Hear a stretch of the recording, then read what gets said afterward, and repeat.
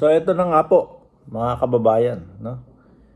Mismong ang ating Pangulo na po, si PBBM, ang humamon dito kay Pastor Quebuloy, mga bossing, Chief Amo, sir. No? Kasi hindi lumulutang eh. Pinapatawag sa Senado, hindi lumulutang.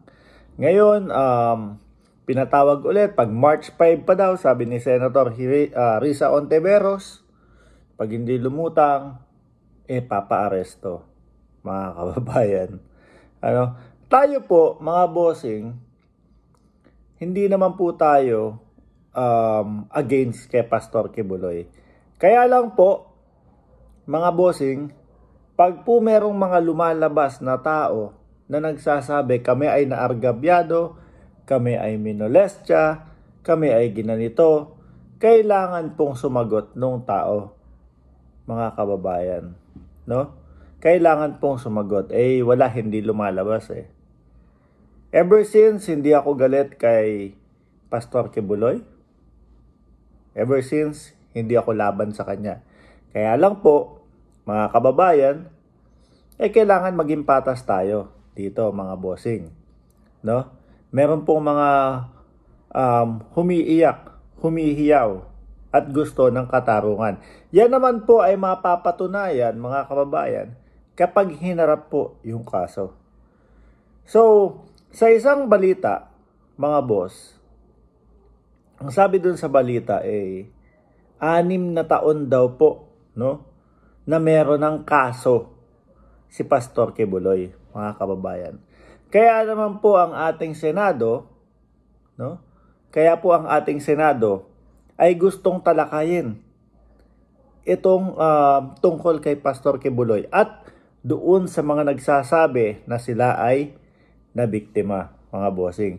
Kaya lang po, lagi ko sinasabi sa inyo, dalawa ang pagkakakilala ko sa mga DDS. Merong mga DDS na marunong umunawa o marunong bumasa o umanalisa sa politika ng Pilipinas. Meron namang mga DDS na mga uto-uto, no?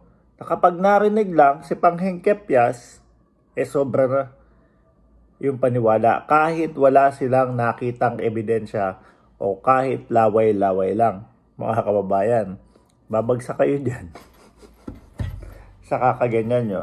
So, dapat aalamin nyo, i-analisa nyo, i-review nyo, no, yung bago ninyo paniwalaan. So, bumalik tayo sa topic. Madaming nagsasabi ng mga uto-uto na DDS, mga bossing, na kasuhan nyo, no? Hindi yung dyan sa Senado. Yun nga po ang sabi sa balita eh. Sabi sa balita, mga kababayan, may 6 na taon nang may kaso si Pastor Quebuloy. At ito po, no, ay simula pa noong panahon ni dating Pangulong Rodrigo Duterte. Na halos hindi natin narinig eh.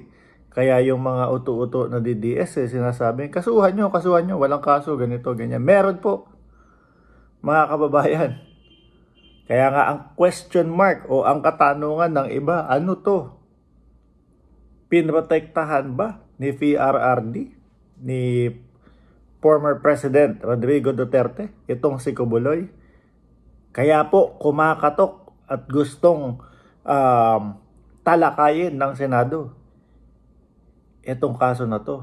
Para mabuksan po, no, kung talagang may kaso na 6 na taon na nakabinbin, masyado po matagal yan. Kaya kinatok ng Senado. Umpisahan natin itong pag-usapan. No? Para magising yung korte. No? Para magising yung justice system natin na merong 6 na taon nang nakabinbin na kaso dyan. Mismong presidente na po ang nagsabi, no? Si PBBM, harapin mo. Harapin yung kaso, mga kababayan. Yun naman po yun eh. Merong mga tao na humihiyaw na sila ay naargabyado. May mga tao na umiiyak na sila ay namolestya. So, dapat lang po nating pantayin. No? Hindi po porket na DDS tayo, sinusuportahan natin. Walang kaso yan. Hindi totoo yan. Paano natin malalaman, no? Kung yung isang akusado o yung inaakusahan ayaw humarap. Mali, di po ba? Hindi na po siguro nakatiis ang ating presidente, mga kababayan. Kasi hindi naman po ibig sabihin niya na pinapaharap ng presidente si Kibuloy, si Kibs, si Pastor Kibuloy. Kasi galit siya kay Kibuloy. Tinatarget ang mga Duterte. Hindi po. Panigurado po ako, no? Na gustong malaman o gustong lumabas ang katotohanan ng ating presidente. Ayaw din po ng ating presidente na merong mga sumisigaw dito ng katarungan, humihingi ng katarungan, at kumbaga, hahayaan lang na, sige, tago problema nyo yan.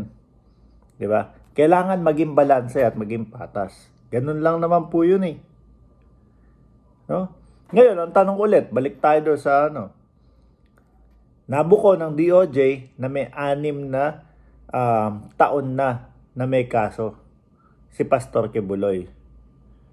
So, ang tanong is, ito ba ay pinangalagaan, ng dating Presidente Rodrigo Duterte? O sadyang mabagal lang talaga ang ating justice system? Kaya 6 na taon tumagal yung kaso na yun. At ngayon lang na-discover.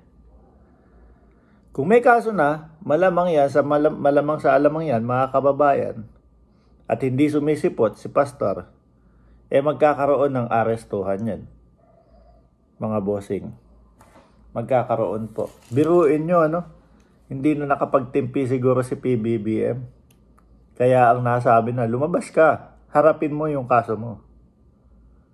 Ako, naniniwala ako mga kababayan, kung talagang walang kaso si Pastor Kibuloy, kung alam niya sa sarili niya, wala siyang kaso, maniniwala ako doon sa sinasabi ko Kung ako si Pastor Kibuloy, anak ako ng Panginoon. So si Panginoon ang bahala sa akin. Ganun lang naman po yun Di ba? Yung mata ko. Siguro pang-4 na araw, pang-3 araw na jet lag na to mga kababayan. At minsan alas 2 ako nagigising Pero for sure, makakabalik na ako doon sa, kumbaga, normal na oras dito sa Pilipinas. Pero pagkatapos nun, pagbalik natin sa Cayman Islands, malamang jet lag na naman. Pero muli po mga kababayan, ayun, sana dun sa hamon ni PBBM kay Pastor Kibuloy, lumantad siya, harapin yung kaso para mapatunayan niya na siya ay walang pagkakasala. Hindi yung parang nagiging pugante, parang tago na lang ng tago. Kasi po parang kada na lang po may magiging maaakusahan o may magreklamo sa isang tao, ang dinadahilan nila, magtatago ako kasi may gustong pumatay sa akin. Nagiging dahilan na lang po yun ngayon.